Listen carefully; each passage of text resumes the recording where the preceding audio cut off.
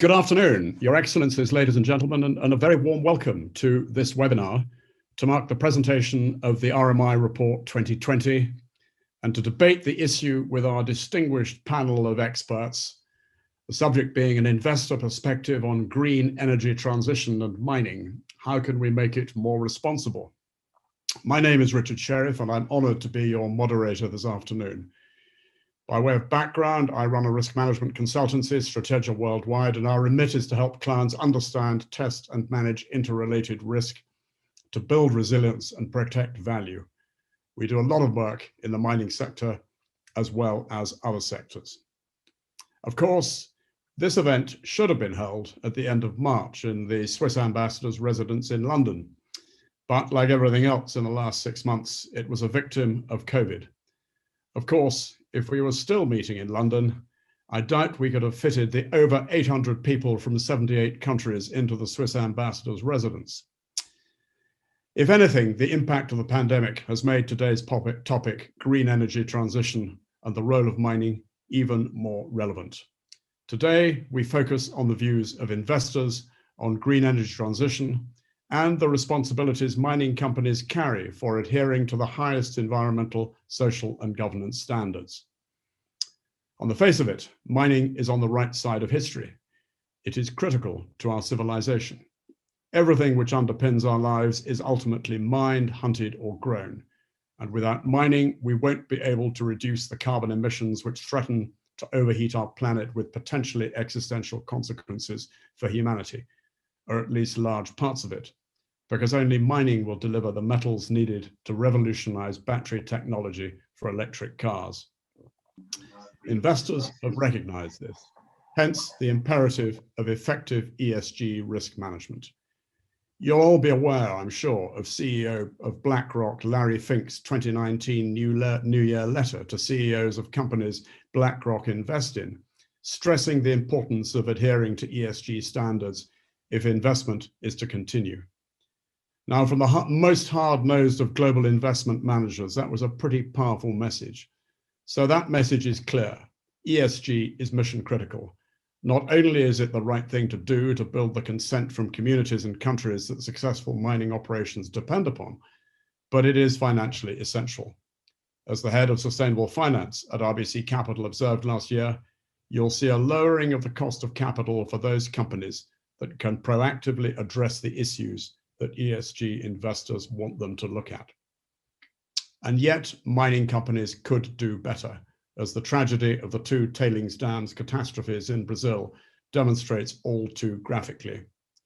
Well over a year on from Brumadinho, the RMF Report 2020 highlights that the performance of even the best scoring companies are falling considerably short of society's expectations.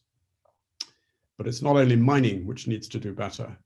Don't assume that green energy automatically means ESG risk is managed responsibly. Exactly the same license to operate and ESG issues which impact on mining are very likely to be present in sustainable energy operations, particularly land-based. Now, in a minute, we'll hear from their excellencies, the Ambassador of Switzerland, Alexandre Fasel, and the Deputy Ambassador of the Netherlands, Hanno Würzner, for their opening remarks. Then our keynote speaker, Hélène de Villiers-Piaget, CEO of the Responsible Mining Foundation, will present the RMI Report 2020, an independent assessment of large-scale mining companies on economic, environmental, social, and governance issues. Before we turn to our distinguished panel of investors, Daniele Porta, Senior Mining Specialist at the World Bank, Miriam Staub-Bissang, CEO of BlackRock Switzerland, and Eric Rasmussen, Director, EBRD Natural Resources. We'll hear their perspectives first on the report itself, then on what more investors can do to ensure a greater sense of responsibilities. After that, we'll have time for your questions. Please note that we'll be taking questions in written form throughout the event. If you want to ask a question, use the Q&A function on Zoom. If you're using a computer, the button is located at the bottom of the application, and if you're on a smartphone, it's at the upper right corner. Ambassador Fasel, can I ask you to turn your camera on, please? And the floor is yours. Thank you. Thank you very much, Sir Richard, and a warm welcome to everybody. Good afternoon, bonjour, bonsoir, wherever you are in the world. As Sir Richard just said, this event is building upon an event that was staged last year at the Dutch Embassy here in London, and I had very much hoped to welcome you here at the Swiss residence this year. Unfortunately, that's not possible, but as we have just heard, there is a positive aspect to it, namely that we are well beyond 800 participants today. So thank you very much for your interest and your participation. Now, the green revolution and the advent of e-mobility generates enormous chances, but also significant risks for the mining sector, the mining community, and society at large. And because there will be an ever-expanding demand for minerals and for increased mining activity, both from the large-scale mining community, but also the artisanal and small-scale miners. And this will lead to problems, or rather will exacerbate already existing problems, notably for the artisanal and small-scale mining. And so that brings the urgency that we need to be serious about responsible mining. We need to promote and support it.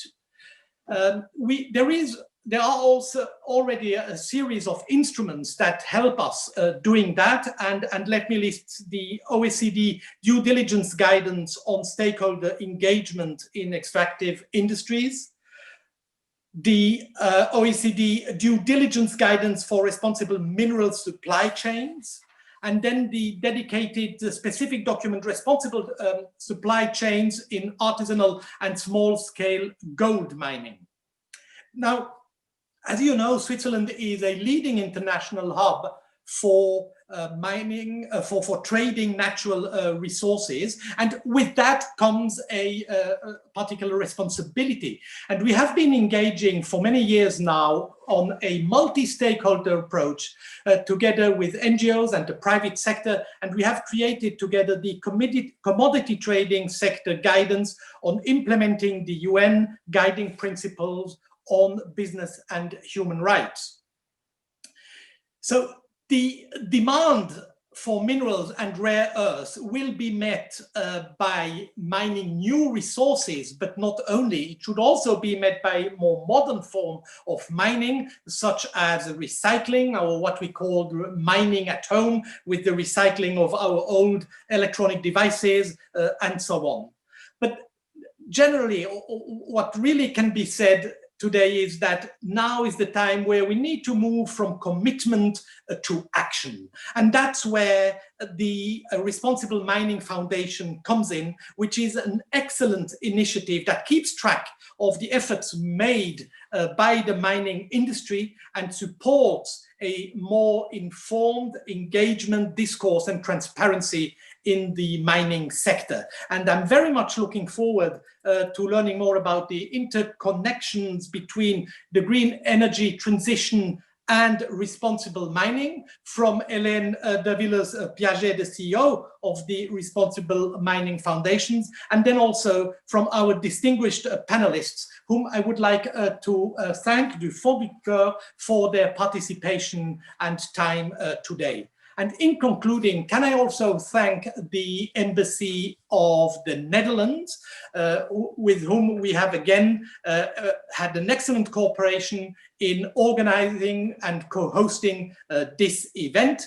And I am happy to hand the floor to my co-host and colleague, Hanno Würzner, and merci et au travail. Thank you, Ambassador. Over to you, Ambassador Würzner. Camera on, please. Thank you very much, Ambassador Fasel, for hosting this event for the Responsible Mining Foundation. Like us, you're early supporters of their important work. I would also like to welcome Hélène de Villiers-Piaget, the CEO of the Responsible Mining Foundation, as the Swiss ambassador did. And we're very pleased to be co-hosting this event on this very important topic. It's important because we are becoming more and more dependent on raw materials. It's for our phones, our glasses, cars, wind turbines, etc., etc. But we also need them if we truly want to achieve an energy transition. We cannot realize this transition without minerals and thus without mining. The Responsible Mining Index, created as a result of collective efforts of companies, NGOs, trade unions, and of course governments, they try to enhance the shared feeling of responsibility to mine in a sustainable manner. And we are very happy the RMF has continued its important work and published the Mining Index 2020 this year. Indexes and benchmarks, such as the Responsible Mining Index, are important because they can help develop a race to the top among companies to uphold rigorous standards with regard to human rights and the environment. Furthermore, for investors, they are a useful tool for due diligence. And that's why the Netherlands is also investing in the World Bank's Climate Smart Mining Initiative, for which we are very proud. And I'm sure that Daniele Laporte will explain more about this program later on. To realize the ambition of responsible mining for green energy transition, we need to further attract investments in responsible mining practices. By co-hosting this webinar, we want to start the conversation on this topic and facilitate organizations such as the Responsible Mining Foundation and the World Bank who support investors to minimize the risks. The Kingdom of the Netherlands, like our Swiss colleagues, has supported the Responsible Mining Index from the very start. And this index embodies our belief that resources should contribute to sustainable economic development. But that can only be the case if we mine responsibly. I wish you all a very interesting afternoon and fruitful discussions today, and hope that we can get to some results. Thank you very much. Thank you, Ambassador. Now for the main event. Hélène de Villiers-Piaget, can I ask you to take the floor, please? Yes, thank you. Hello, Richard, and a great hello to everybody from around the world who's joining us at this London event. It's great to have the good panel that we have, and we look forward to hearing particularly the investor perspective on these issues that the ambassadors have also outlined. So a few matters of context. I'm speaking to you from this Responsible Mining Foundation office in Switzerland. But last week, we can say that we visited London digitally. We attended the Financial Times Commodities Summit. And what did we take from this? That in terms of the energy transition, it's unstoppable now. People said that over and over. And they often say what a wonderful business opportunity this is. And the business opportunity lay in more metals to trade and investment in green energy infrastructure. So two recent reports stand out for us as well. The one is the World Bank report on minerals for climate action, and Daniele will speak more to that as one of the key authors. And of course, their emphasis on climate smart mining. But just yesterday, we had an important report come out from the World Resources Institute, looking at the impacts of mining that we now know are going to be more, but the impacts on mining on others. So the one report from the World Bank reaffirms that we're going to need more mining for the energy transition. And even with recycling, we still need more mining. And the other part then, of course, emphasizes how important climate smart mining is. And then the report from the World Resources Institute has highlighted again how in the Amazon basin, 20% of indigenous lands are occupied by illegal and legal mining, that this affects their ability to act as forest keepers and act against deforestation. And that given the importance of the Amazon basin, as just one example, it will require a radical shift from governments and companies in terms of how to manage that. So the more mining means that there's impacts as well. there's a good momentum we see behind low carbon, no carbon, carbon neutral. But the words clean and green are worrying because they tend to make people feel that that's okay. We've now found other solutions.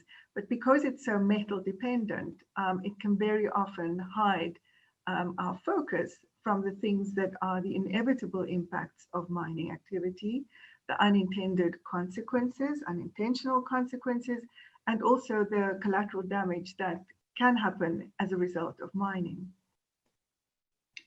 So we think responsible is the word that's safer to use than clean and green.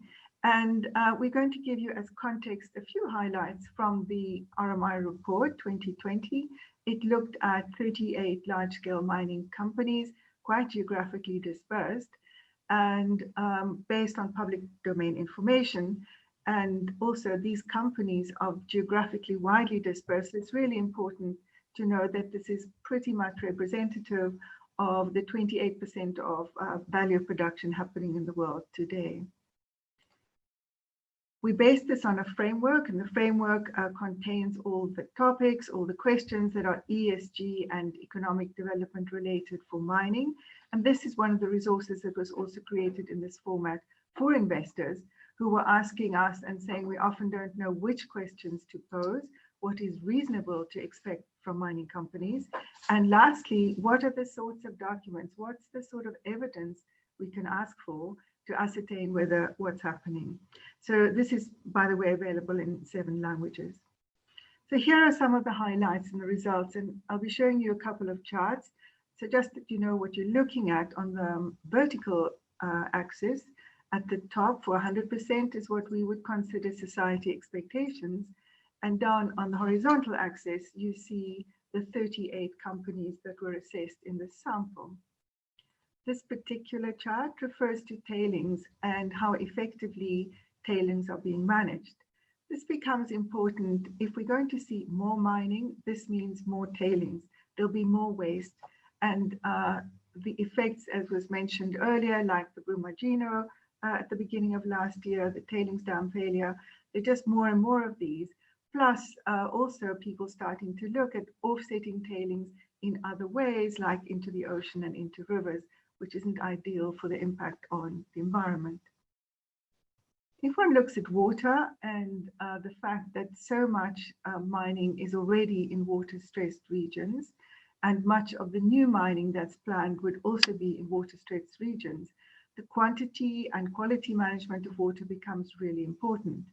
And what you see here is not a very high or comforting picture in terms of companies being able to show how well they're managing both quantity and quality of water. Going back to the report from the World Resources Institute and the impact it's having on the Amazon basin, we realize that as new mining happens, the defenders, human rights defenders and land defenders will definitely be impacted and will come up against new mining activities. And here again, one sees a very disconcerting picture. This is only measuring the commitment by companies to respect the rights of human rights and land defenders. So it's nothing more than a commitment, but as you can see, it's not very well supported by most companies in this survey. Similarly, in the context of new mining that will have to take place, free, prior and informed consent becomes a really important principle. This is the right to consent of local peoples. It's mostly associated with indigenous peoples, but more and more so with others. And again, here we see what companies are willing to commit to in terms of recognizing the right to consent of others. It's still not a very encouraging picture. And then in terms of the impact on others, it's well documented by now that mining has a very significant impact on women and girls. And there's so much written and said, and one sees gender coming up on every agenda in every sort of circumstance. But again, we see here a very low performance from companies in terms of taking gender into account in their mining activities.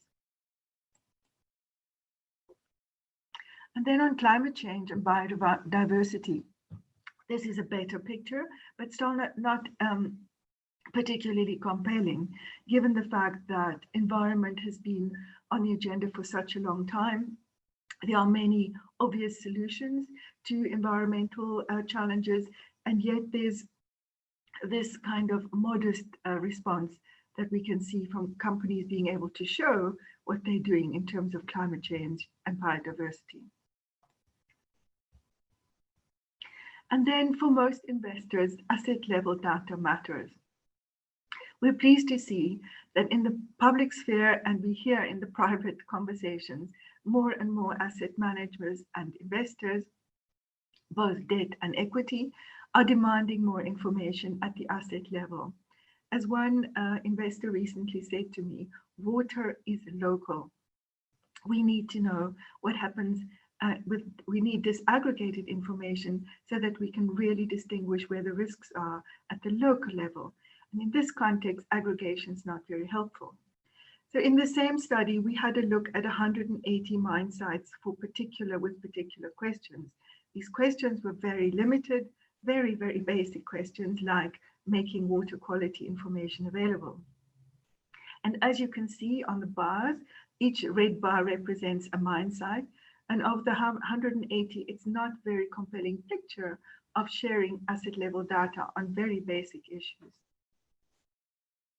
So for us, it's clear that even large scale mining still has work to do, and that responsible mining, as has been said earlier, is really more needed than ever. And we look forward to hearing from our panelists, from these distinguished investors, how they can help to make more mining that's going to happen more responsible. I'm handing back to you, Richard. Hélène, thank you very much. Very clear. The bottom line is that I think the school report says could do better. Okay, let's turn first, please, to Daniele Laporta, Senior Mining Specialist at the World Bank. Daniele, the floor is yours. Thank you very much. Give me just a minute to share my screen. Hope you can all see my presentation. There we go. Well, hello, everyone. First of all, thank you very much to the Responsible Mining Foundation and to our hosts, Ambassador Fasel and Deputy Ambassador Würzner, for the invitation to speak here today. So I would like to talk a little bit about, we at the World Bank have been looking at this topic, the link between the clean energy transition and mining since 2017, when we first published our report, The Growing Role of Minerals and Metals for the Low Carbon Future. Since then, we have updated our report and have started what we are calling the Climate Smart Mining Initiative. So I will talk to you a little bit about what does this mean? We all know that we will need more mining and that we will need to do mining more responsibly. But we really wanted to address this question of, one, how much of these minerals and metals, where these minerals and metals will be coming from. But we also wanted to look at two new important topics that I will talk to you very quickly about, which is the role recycling will play in this renewable energy transition, and also from a carbon perspective, what is the footprint of all this technology that we will need to deploy in order to keep our climate in check. So the 2020 report, the message is very clear. The more ambitious we are in our climate goals, the more minerals and metals we will need in order to get there. So as you can see from this graph, the lower line is Paris. If we are to keep our climate ambitious in Paris, we will need 1.8 billion tons of minerals and metals. But if we go above and beyond that, we will need more than 3 billion tons of minerals and metals by 2050 in order to achieve a 2-degree scenario, which is a lot. So here is a graph that breaks down a little bit for us which minerals and metals we will need and what will they be used for. As we can see here, graphite, lithium, and cobalt will show the biggest increase, and these are the battery minerals.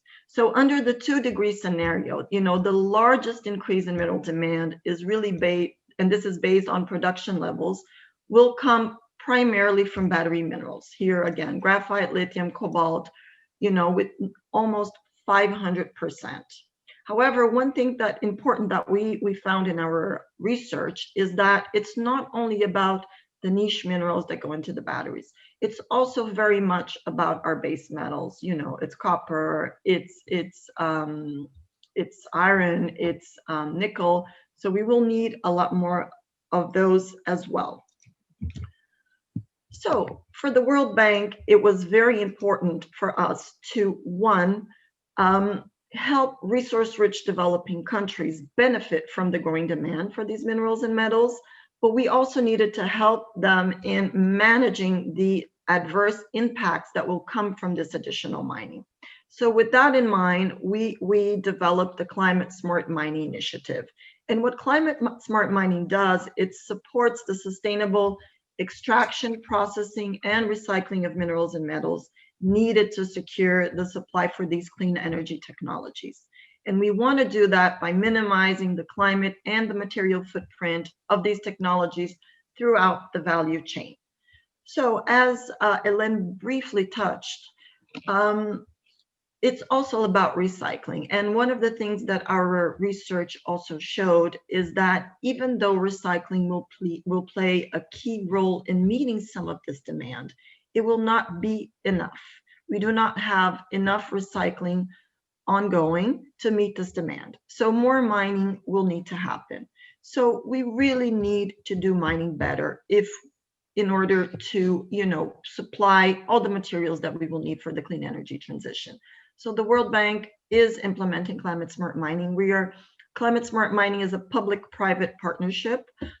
We are happy to have as donors the government of the Netherlands and also the International Finance Corporation of the World Bank Group is part of the Climate Smart Mining Initiative together with Rio Tinto and Anglo American on the private sector side, as we believe that, you know, this is a shared responsibility that we need both governments and private sector on board in order to be more climate smart in our approach to mining. And how do we do that? And I will not go into details here. We don't have the time, and this is a busy slide, and I apologize, but it's just important to say that Climate Smart Mining looks at interventions along these mineral supply chains in a very holistic way. We look at what are the opportunities for integrating more renewable energy into mining operations. We look at waste management, as Hélène also touched upon. Waste will be one of the key challenges going forward to the industry. How do we manage better the waste coming from mining operations? It's also about forests. How do we minimize the impacts of mining on forests? How do we scale up, you know, a circular economy approach? How do we really ensure the circularity of these supply chains? But it's also about geodata. It's also how do we better understand and help countries better understand their mineral resources. So this is the Climate Smart Mining Framework, and we are using the Climate Smart Mining Framework in order to make these interventions along the key of these key mineral supply chains in order to make mining more climate smart. And I will share with you the links and the respective data so that you can take some time later to dive deeper into this, and I will also be happy to take some questions. Just before I finish, just to say that Climate Smart Mining is not a new standard. This is really adding a lens to the already existing frameworks that exist out there. It's really looking at mining with a climate angle, but not just mining, processing and the end use of these minerals and metals. Thank you. Danielle, thank you very much indeed. Very clear. And can I now turn to Miriam Stad-Bissang, CEO BlackRock Switzerland. Over to you, Miriam. Thank you, Richard. Thank you for this kind introduction and kind invitation. A big thank you to the Responsible Mining Foundation and the nice remarks, introductory remarks of Ambassador Fasel and Ambassador Würzner. It's a great honor to speak at this panel. So I want to speak to you briefly about BlackRock's sustainability commitments, and in particular about our stewardship efforts more broadly and then specifically in the mining sector. As you, Richard, Sir Richard, alluded to, the 2019 annual letter of our CEO and Chairman Larry Fink, I will refer to our 2020 annual letter, where Larry Fink clearly outlined our commitments to sustainability. And we can group these commitments to sustainability broadly in three groups. On the one hand, it is integrating ESG considerations into all our investment processes, and this includes certain exclusions. Secondly, we commit to increasing access to sustainable investments. So that means broadening the range of investment products, sustainable investment products. And thirdly, we commit to be more transparent in our stewardship efforts and putting sustainability consideration at the center of our engagement activities with companies. Why is that? Why do we make these commitments? We make these commitments because BlackRock has the firm belief that sustainability risks, and here especially climate risks, are investment risks. And it is our fiduciary duty to our clients that we need to consider these sustainability risks in all our activities, in all our investment activities, and in all our stewardship activities, our engagement with companies which are part of our investment activities. What do we do with the ESG integration? ESG integration means that for all our active investment strategies, we take ESG considerations into account. So our portfolio managers not only look at financial data of companies, but they also look at ESG ratings, ESG reports, and take that into consideration when they take their investment decisions. But it also means that we take certain so-called baseline exclusions. We exclude, for example, controversial weapons producers, but also, and that's perhaps more relevant in the context of this panel, we no longer invest in companies which derive more than 25% of their revenues from thermal coal. When we look at our passive investments, and passive investments are index investments, ETFs, we are the world's largest ETF investor. Approximately 2/3 of all the assets we manage, which are over 7 trillion in assets, are passive investments. And what can we do there? We can't divest. We invest along indices, so we can't divest if we don't like a company. So our only mean to be active and to integrate our belief that sustainability risks, climate risks, or investment risk is with the engagement with companies' boards, executive boards, and boards of directors. And stewardship at BlackRock means two things. It's a two-pronged approach. On the one hand, we engage with companies. We speak to them, thousands of companies a year. We engage with them once, twice, 3 times, 4 times a year. And we try to understand their approach to governance and sustainable business practices, but we also communicate our expectations. We engage on environmental topics such as resource efficiency, climate mitigation strategies, pollution, or social topics related to labor conditions, health and safety, but also human capital management. And we ask them to be transparent about their ESG issues, and we ask them to report them in line with SASB or TCFD reporting frameworks. If companies then are not making sufficient progress in integrating climate risk into their business models or disclosures, then we put them on a watch list, and given they're not taking action, we actually vote against we take voting actions. Voting action can mean we vote against certain board members, re-election of certain board members. In 2020, we actually identified 244 companies that are making insufficient progress with integrating climate risk into business models or disclosures. Of these companies, we took voting action against 53, and we have put 191 companies on watch lists. We actually have put mining companies on watch lists too, because we engage with mining companies on an ongoing basis on ESG topics, on climate risk issues, health and safety conditions, and so on. We ask them to report transparently, and if they fail to do so, we will take voting action eventually. So this is an outline of our activities in terms of stewardship, but also what we do as an active investor. And I can't wait for that discussion. Thank you very much. Miriam, thank you very much. Very clear. Climate risks are investment risks. That's from a very, very clear message. Okay, over now, please, to can I ask Eric Rasmussen, Director, EBRD Natural Resources, for your comments, please, Eric. Thank you. Thank you very much, Sir Richard. So in brief, I think you all know who EBRD is. It's a government-owned international financial institution. We have 65 governments in our shareholding. We're AAA rated. We have 30 billion euros of capital. We also gear 1-to-1, so we're very conservative in our capital structure. And we invest in the key economic sectors in our countries with debt and with equity. Most of what we do is in the private sector.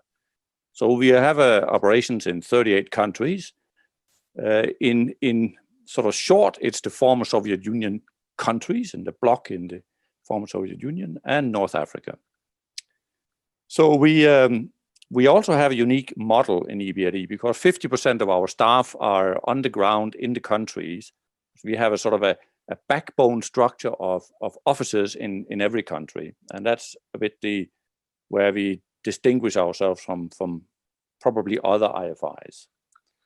So we have a mining strategy because we also think that responsible mining is pretty important for all the reasons you've heard. And I have sent to you a little message on the chat, so you can contact me if you need more information. There's also a link to the mining strategy that you can use. If you need help, send me an email and I will give you more information. So the reason why we have this mining strategy is because our countries actually see, namely in Central Asia and Southeastern Europe, a great potential for mining. There are the Chechen Belt in Southeastern Europe. It has a lot of mineralized zones, and these are the type of minerals and metals you need for the cleaner energy transition. Unfortunately, many of our countries also have some sort of inequality and problems with corruption and poor governance. So these are issues that we need to address. And then also the standards for environment, health, safety, social standards are very unevenly applied in our countries. So ESG obviously is necessary. For us, we call ESG a little bit different because our projects have to comply with our 6 sort of key qualities. And you will find those labels often saying a bit the same. But our projects need to be competitive. They need to be well governed. They need to be green. They need to be inclusive for young and gender. They need to be resilient to cycles and also integrated across borders and in terms of trade policies and so on. So these labels here, these 6 qualities, you can find much more about in the link to our mining strategy. I don't have time to come into it here, and I think I will end up repeating some of the other presenters. So let me just go to a slightly different angle, which is interesting for ESG, and that be my sort of contribution in the setting the stage. So on one hand, of course, EBRD works also with governments. We have a private sector focus with investors, but the governments we help, Mongolia, Albania, Kazakhstan, to mention but a few, to implement, for example, the Extractive Industries Transparency Initiative. So we have a lot of this policy dialogue and technical assistance for governments to build better institutions and build better behavior and better accountability in institutions. So there we work with all World Bank, IFC, many others as well, because it is important that we have a joint up approach. The world has moved on from the time where the IFIs could sort of do their work alone. Now the game really is to join up. And therefore I'm very happy with an event like the one today, where we are gathering and we have an opportunity to speak to all of you with essentially one voice.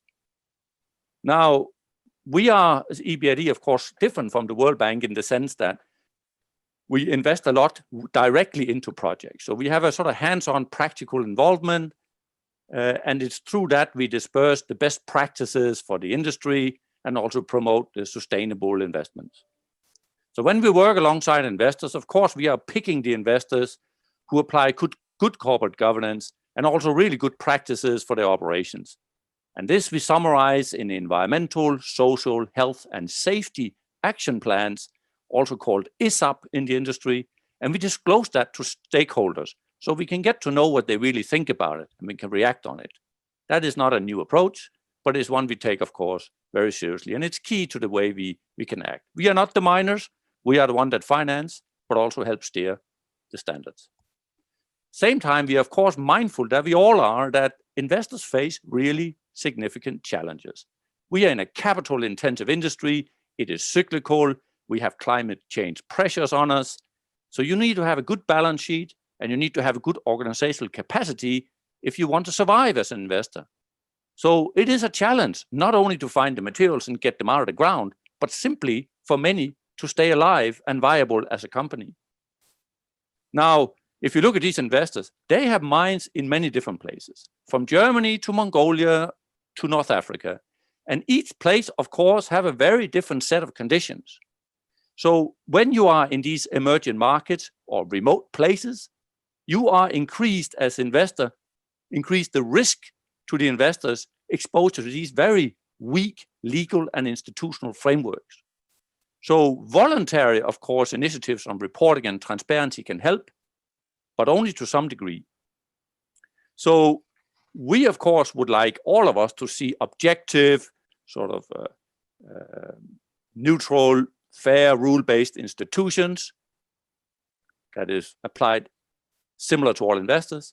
But we also are aware that there is often a tension with that desire to the vested interest in these various countries.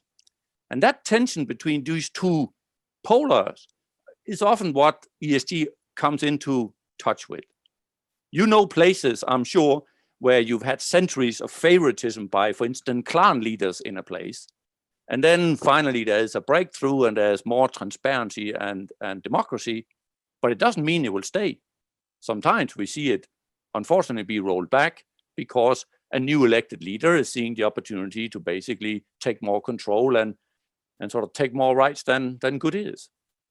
So for the responsible and law-abiding investors that we are working with, they need to be equipped to solve a host of problems that is difficult for them when they at the same time needs to perform well as responsible miners and do, state-of-the-art ESG. So what is it that we want these investors to do and what is it we help them with? So sorry to be a bit general, but there are a couple of important points. On one hand, we need to make sure our investors have the necessary resources to deal with problems. And those resources are skilled manpower, information systems, contingency budgets, external supportive stakeholders, and also that they're good at nurturing local relationships. That mix, that cocktail gives you resources. On the other hand, we are helping these investors with another key source of increasing their capacity to solve problems. And that is, in a nutshell, their ability to negotiate, their negotiation leverage with stakeholders. So, and that comes, of course, from, if you have a mine, on one hand, the economic benefit of that mine typically to local government, local authority. While at the same time, we have an investor who's fair, transparent, resilient, and can even stop a mining operation if the relationship with the government is taking a turn so that the investor cannot apply with the necessary standards in terms of relating well with the communities, protecting transparency, and so forth. Not all investors have this ability to negotiate and have leverage all the time. Typically, if you have a mine, of course, which is critical for a host country's reputation, its budget income, or its energy security, well, in that case, you typically, even with a small investor, you have some leverage vis-a-vis the government, and you can better protect yourself from undue interference. Now, these two elements, resources and negotiation leverage, this is often where EBRD comes into the picture.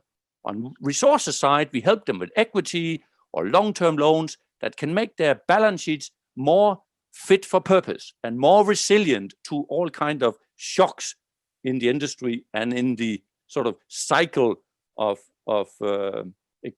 economy.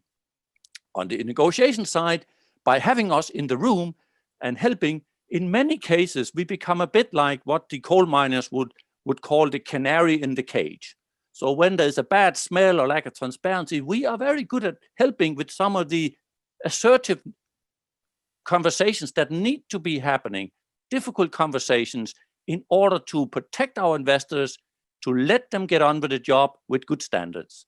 So we often point fingers at investors, but if you look at your right hand right now and you stick out your index fingers, you will see that there is probably 3 fingers pointing back to yourself. And that's often what happens in the industry. When we point fingers at an investor, we should remember in many cases there are 3 fingers pointing back to ourselves. And those are the fact that even good investors often struggle in very difficult circumstances. That is where the IFIs like EBRD can really be a valuable contribution. I won't take too much more time. I'll just say that I believe that EBRD, through its last 30 years and over 100 billion of investments into private sector in our region, we have really become a trusted partner for local and federal governments in these countries, and with many investors, from small to large. And that is helpful because when you get that sort of trust and presence, we are often very good in helping our investors to coordinate and resolve a variety of issues associated with a project's diverse and multiple stakeholders. For instance, how to deal with other equity partners, with banks, suppliers, competitors, labor unions, NGOs, courts, media, you name it. All of that is part of reality, and all of that is a force field that impacts the ability to implement good ESG. So that is where we can come in. Now, I would say we are extremely pleased, if I can say so, with the initiative on sustainable mining and the focus on ESG. I think we have waited, many of us, for this for a long time, and it's a bit of an evergreen, of course, discussion. One of the things we also support, that's going to be my last point here, is that there is a new, among many certification systems emerging. One of them is the SERA certification. That is sponsored by EU as well. And essentially, that is the one certificate that probably will not only be voluntary, but also mandatory. And it could be very important to close specifically the gap in the industry where we import or mine materials and minerals from certain places where we, after decades of depression, are still seeing, for instance, child laborers in the mines. These places we can't really address with the requirement for voluntary participation in sustainable or responsible mining, because the sponsors of these places, these type of investors, are not necessarily very responsible. And there we actually need something that is tougher in terms of industry standard certification and policing these places. It's important not only for the local communities, but I do believe for the entire industry. We have to get rid of the image on the industry that is dark, but created actually by a relatively few investors with bad standards.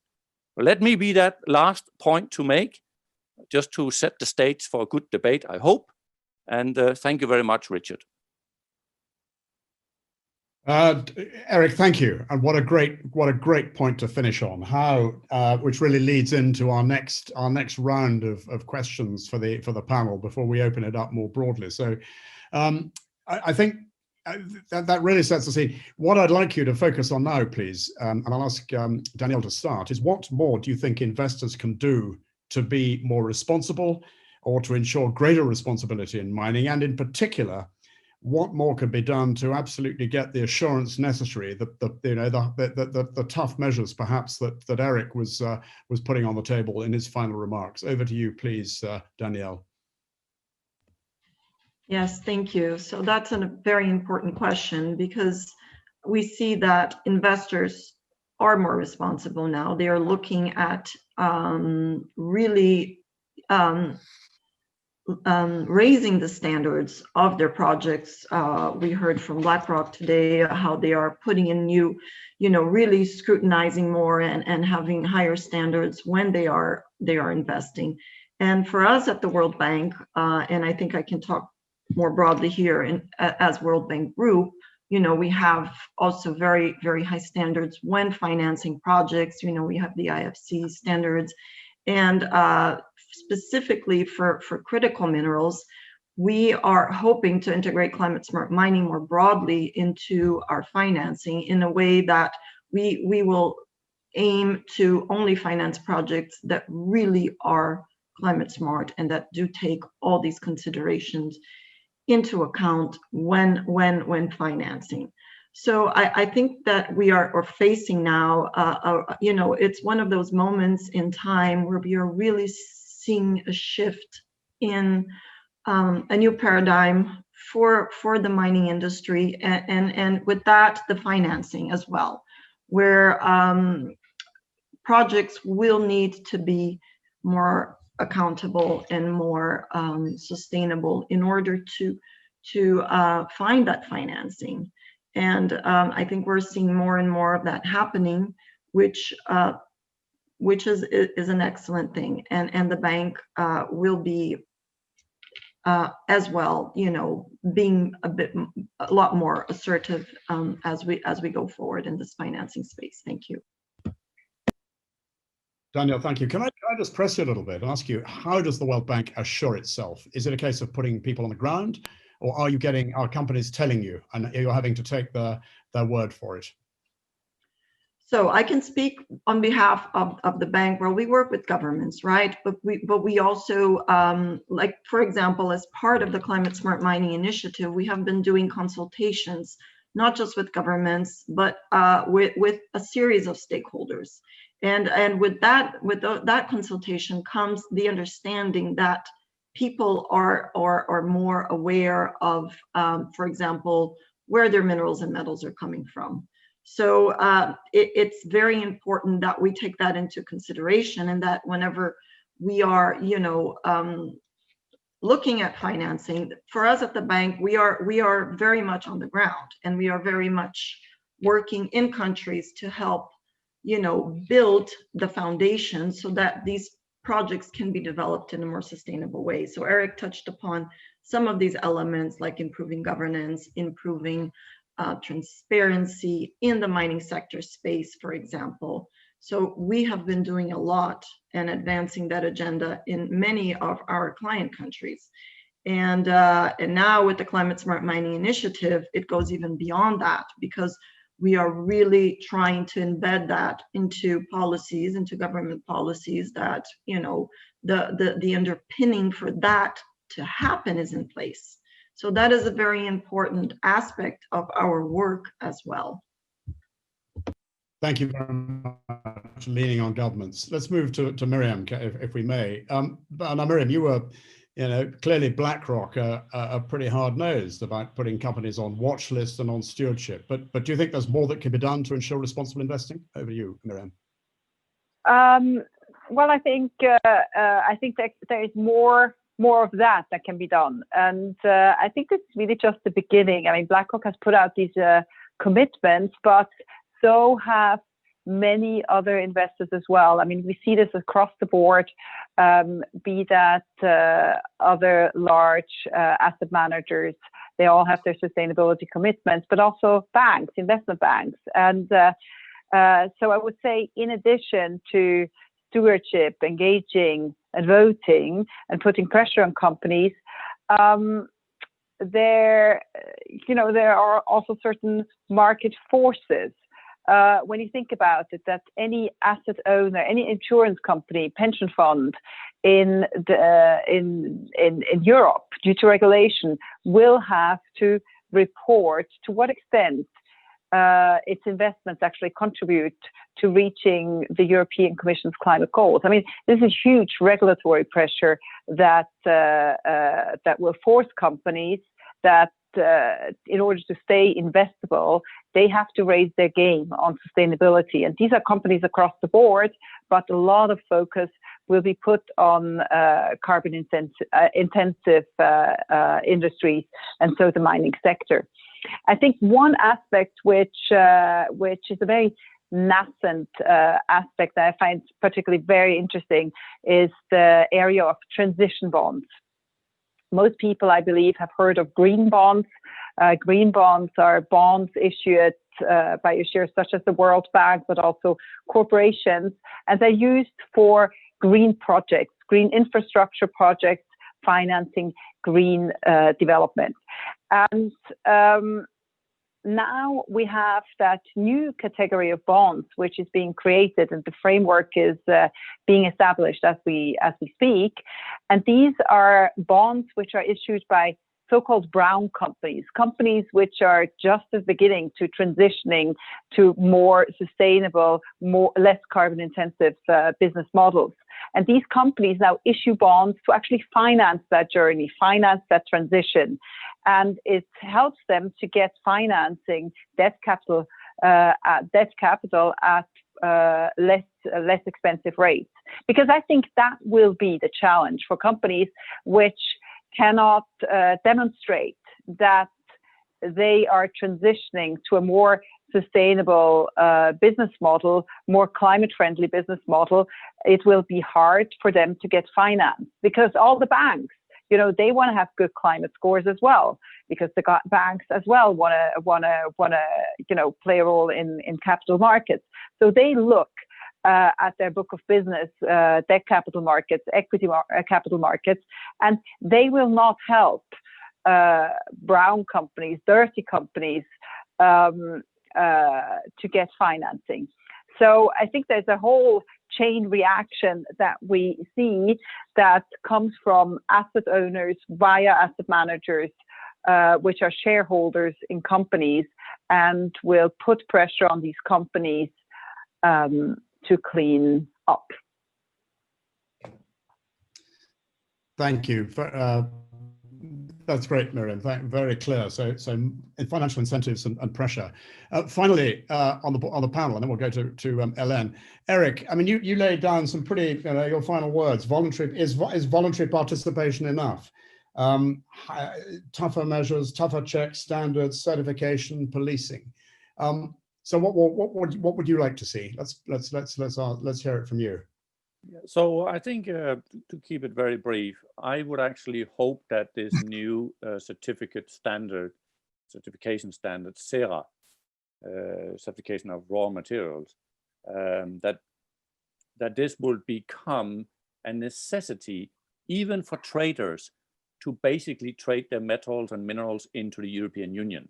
European Union is a massive market for this. 30 million jobs in EU depends on import of these minerals and metals in EU alone, and a massive amount of industries and value added depends on it.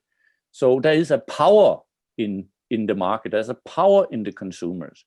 And what we haven't had from the industry anywhere is a mandatory standard that if you are a trader, and this is tough because you can buy your metals and minerals through many companies that can be hard to understand where they actually source from, but you're responsible for your chain and you can get a certificate. So in a nutshell, I will just say that I hope that this SERA standard would actually spread quickly. It is built on a very credible, proven backbone where we already have certificates in other industries as a big organization with a very rigid, if I can say so, German approach behind it.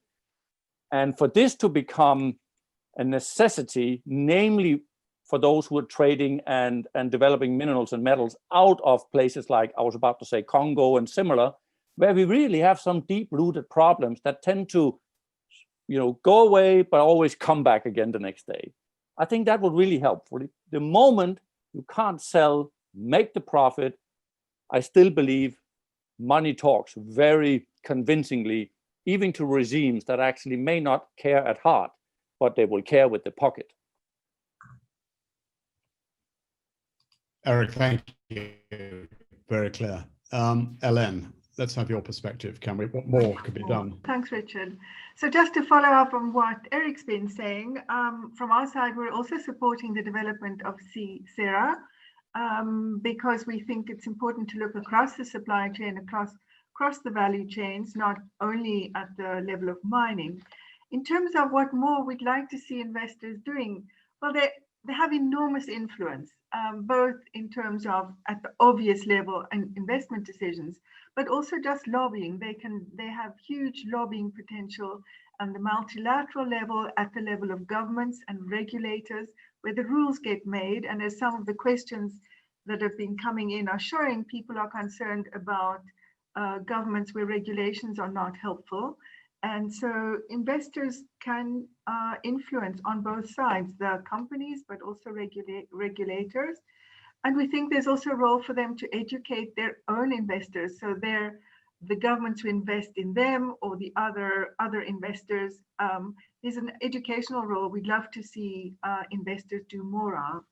And lastly, there's also what would also be helpful is if investors are more transparent themselves on their investment making decisions. What are the criteria they're using, so that this is a learning tool for others, but it allows companies to feel that there's more of a level playing field if they understand the criteria that investors are using for their investment decisions.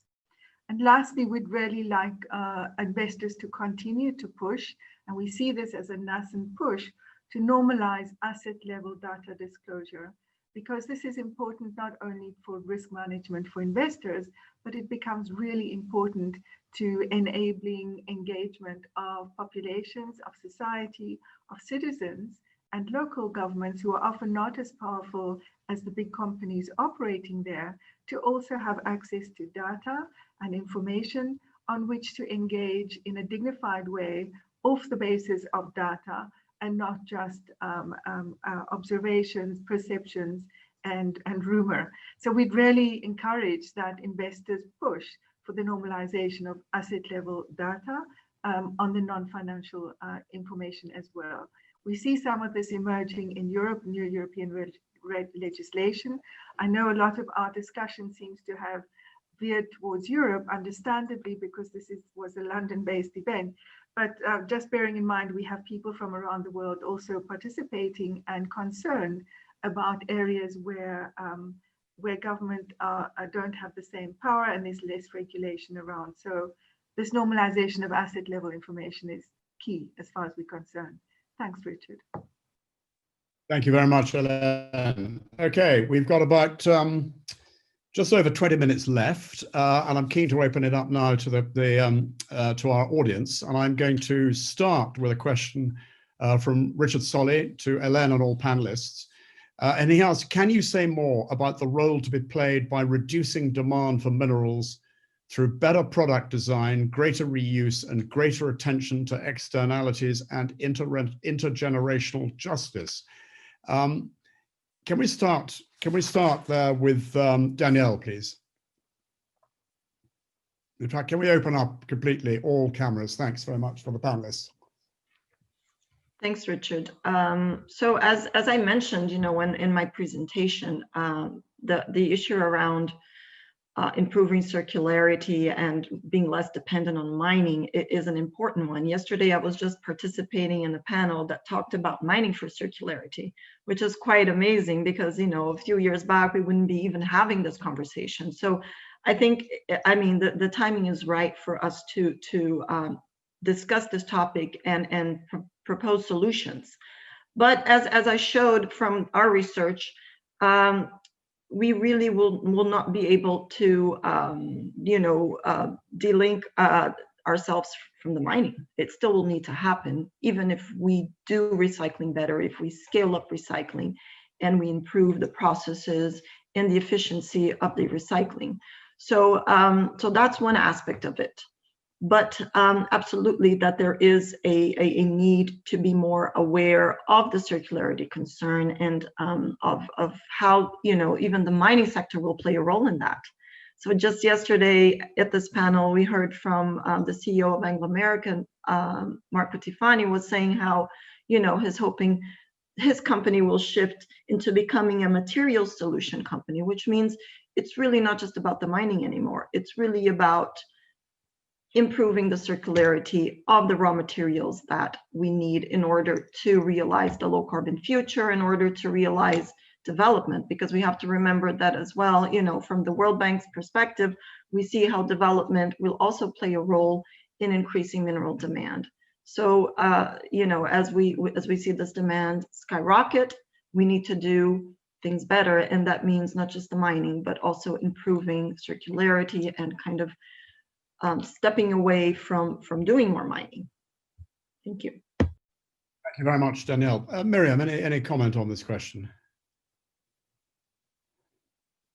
I would just like to add a short comment and build on Danielle's point. It's circularity that we need. And we see a lot of demand actually from clients, from investors, to put more money to work into the circular economy, into companies which actually provide solutions for a more circular economy. Personally, I believe very strongly in that aspect, because we can't just go on and produce more and more and more and more, consume more and more and more and more. That's just not sustainable. Great. Thanks very much. Eric, any comment on that question? Well, the circular economy concept is now high priority in EU. It's well supported. Even small innovators with new technology that can stimulate a better extraction of metals and minerals in the sort of chain that is recycling is supported. So there's no doubt this is going to grow. We know, unfortunately, at the same time, virgin minerals and metals will be the biggest demand and the biggest challenge, definitely in the next couple of decades. So we are in for an unbelievable challenge. Just to put it in perspective, and there's so many perceptions about it. First, every single element, at least up to element number 80 in the periodic table, will have more and more competition and more demand. We only talk about typically, and that's even in itself a big challenge, copper. All the copper that's been produced to date in the past 2,000 years will have to be reproduced in the next 75 years to meet demand. Now, as Miriam says, it's quite clear that the steep curve that we are on is just not sustainable. We probably won't have the headache in 50 years from now. We may not be here, but that curve needs to change. We need to recycle materials, and we need a lot of innovation to make it happen in places where today it's too difficult. Otherwise, frankly, it's pretty bleak for us. That's a hell of a paradox. Thank you. Hélène, any comment on this question? Yeah, briefly. So to pick up on exactly what Eric has said, that there'll be more and more competition, one notices that certainly in the transition metals, there's more and more contracting that's for direct offtake between manufacturers and mine sites. And this certainly opens up an opportunity where there's so much demand and competition for those metals, for the mining companies to start making Scope 3 demands in terms of how those metals are going to be used. And this is an area, an emerging area that can be looked at as one way of looking at it. But besides looking at the supply of the raw materials, it's another area that needs work is the regulatory authorities in terms of designing products for recycling, because so often we find that products are not designed for recycling. So then with the best intentions of the world, run stuck. So there are many acupuncture points in this system that need looking at beyond the mine site. Thank you very much indeed. Can I turn back to Daniele, please, with this question? What is the World Bank's view on deep sea mining and the many calls for a moratorium? Daniele, over to you. Oh, that is a very tricky one. Well, but I'll be glad to answer that. I mean, a few years back, we published a report that talked about precautionary principles to deep sea mining. And basically, the recommendation in that report still stands, is that we don't know enough about the deep sea and the impacts that deep sea mining will have. So it's precaution, precaution, precaution. We really need to do more of we need to have a more deep understanding of deep sea mining. However, it is, I mean, we cannot deny that, you know, when we're talking about critical minerals, and we're seeing a rush for many countries that want to, you know, ensure that they have control over the critical minerals, the deep sea mining discussion will continue to come up and will continue to be very important. And for some of the countries that do have these resources, it's also an opportunity for them. However, we feel that at this point in time, we don't know enough about the deep sea in order to say, let's move ahead with deep sea mining. We need more research. We need more understanding of the impacts on these ecosystems. So for now, even, you know, we see simplistic views sometimes saying, oh, but, you know, we can just harvest these polymetallic nodules from the deep sea without much disturbance. But we know that it's not quite like that. And there are, I think Flora and Fauna International just published a report looking at this issue. So we need to really do more research and understand a little bit better before we can move ahead with deep sea mining. That is the bank's position right now. Thank you, Daniele. Miriam, I've got a couple of questions I'm going to sort of bring together for you because they're quite interesting questions. One's from Jesse Cato saying, climate risks are investment risks, but climate issues are human rights issues. How do investors like BlackRock ensure that the projects and companies they're investing in respect human rights and uphold and commit to the UN guiding principles? And it's a sort of related question from Heather Hardcastle, who asks, please, can you explain why you can't divest from companies who are bad actors, for example, low ESG ratings, etc. And secondly, do you make testimonials, films, videos available to your investors from frontline individuals, especially indigenous citizens impacted by the practices of mining companies? Over to you, Miriam.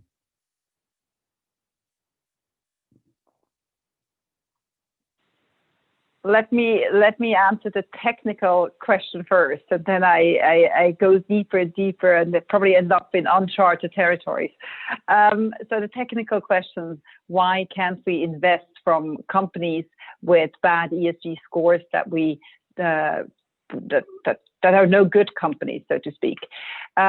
This is the difference between so-called active investing and so-called passive investing. Active investing is what people traditionally would do. They will pick stocks and put them in a portfolio, or manage a fund and select the 30 best stocks they can find in the world.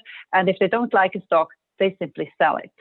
Now, over the last, say, 15 years, so-called passive investing, which is investing into the constituents of an index, for example, the MSCI World Index or the S&P 500 Index, has become more and more prevalent. And BlackRock actually established itself as the world's largest index investor. And so, as I said, we manage $7.5 trillion in assets, and 2/3 of that, so approximately $5 trillion in assets, are managed in indices. So if we invest into an index, we cannot simply choose, we only invest in, I don't know, 90 of the 100 stocks in a certain index. We have to invest in all the 100 stocks. So this is why we're bound with this investment approach to actually invest in all companies, all constituents of an index. Now, the good thing is that so-called sustainable indices have started to emerge over the last years. And the so-called green indices would, for example, exclude bad companies. They would exclude whole sectors. Or they're smart indices, and they say we just want to invest in companies which are fit for a low carbon economy. Or they say we overweight companies which are fit for the low carbon economy and underweight the bad ones. Or then it's companies that say we are an index which is best in class. Best in class means it only invests in the companies across all sectors which have the best ESG ratings. So you see there are different approaches to index investing, active investing, and index investing. So I think that should hopefully answer the technical question, which was the easiest. Now, the second question, which was the first one, if I noted it down correctly, related to the human rights standards, whether we hold companies that we invest in accountable to human rights standards. And yes, indeed. I laid out our stewardship efforts, our engagement with companies, and our voting activities. And I focused on sustainability and probably focused too much on environmental issues, on climate issues. But in addition to the environmental and climate issues, we also focus in our dialogue on social issues. So when we again come back to the mining sector, we would look at the labor practices these mining companies observe. And so companies with poor labor practices, I mean, we don't even want to speak about child labor.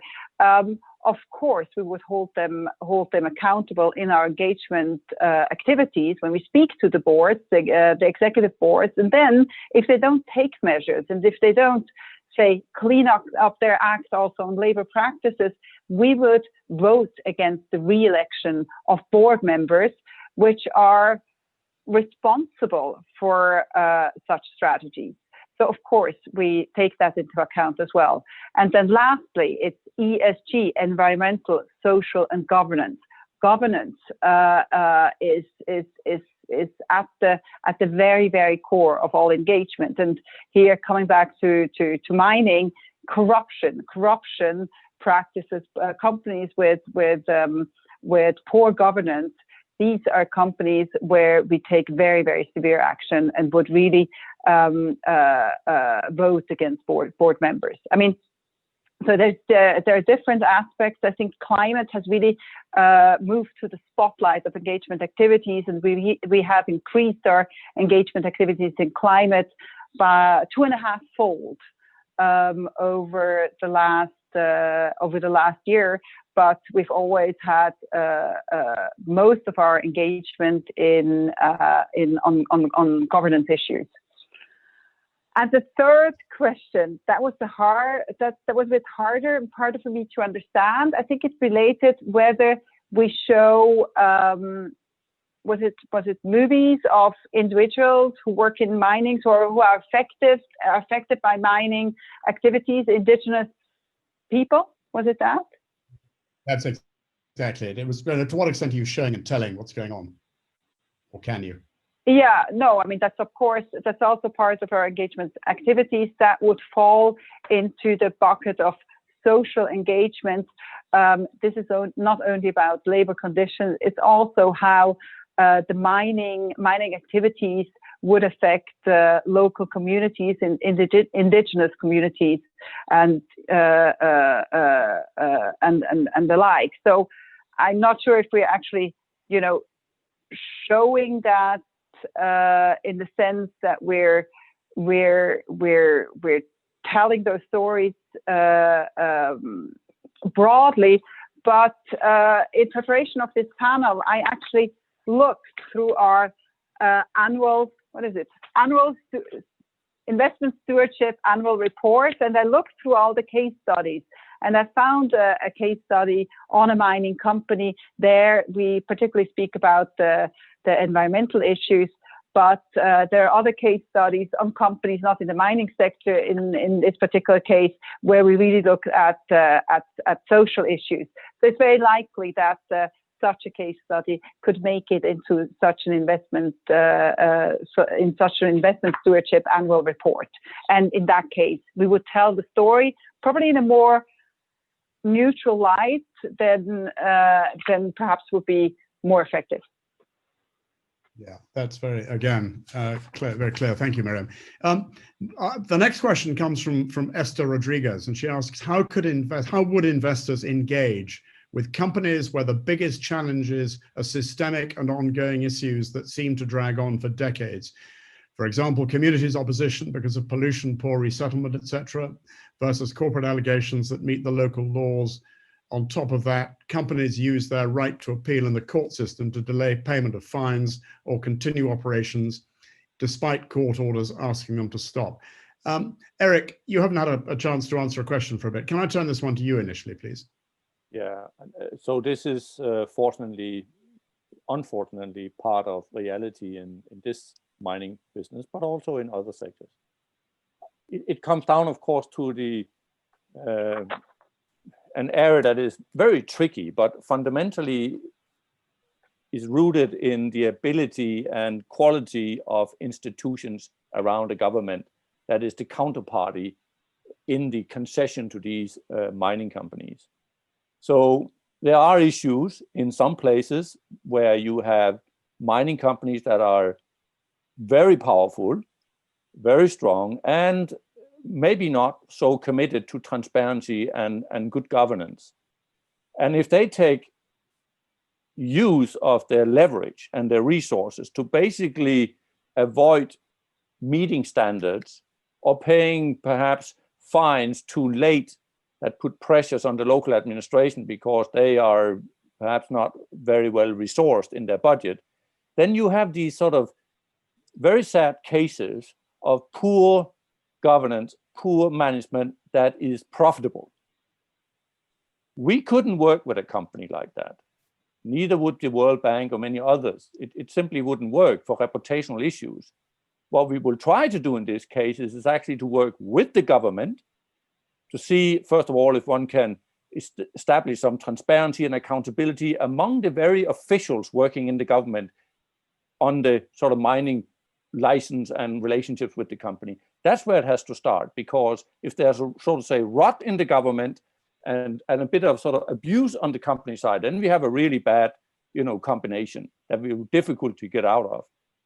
Essentially, the government needs to hold these companies to account in a transparent and even-handed manner. The companies will not apply the standards.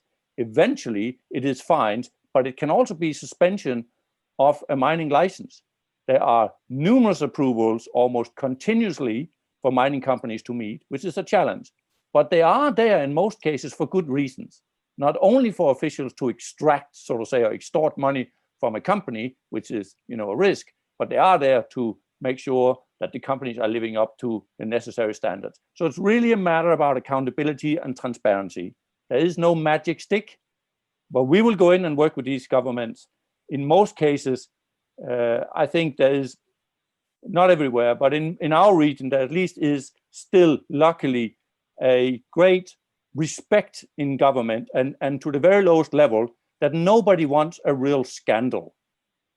And that's an important point, because transparency and accountability and looking over the shoulders and having dialogue also exposes some few rotten eggs on the government side, because it really increases the risk of a scandal.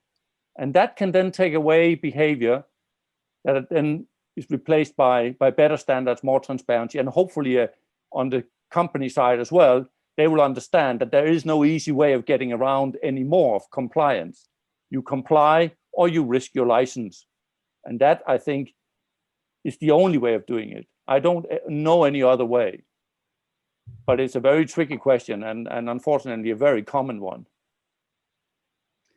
Thank you, Eric. And on that note, and I note we've got 1 minute left, or rather less than 1 minute left, let's just go round each of the panelists and finally, Hélène, for a final word, sort of 30 seconds each, less than that, 10 seconds each. Starting with you, Daniele. Thank you. I think just to reiterate what I mentioned earlier, that we are right now in a bit of a crossroad where we have the chance to do mining better and to really make sure that the clean energy transition is greener and more sustainable. And I think every single stakeholder we speak to along the supply chain for these critical minerals are very much aware of that. And so are consumers, who are very concerned about where, the products, the material that go into the products they buy are coming from.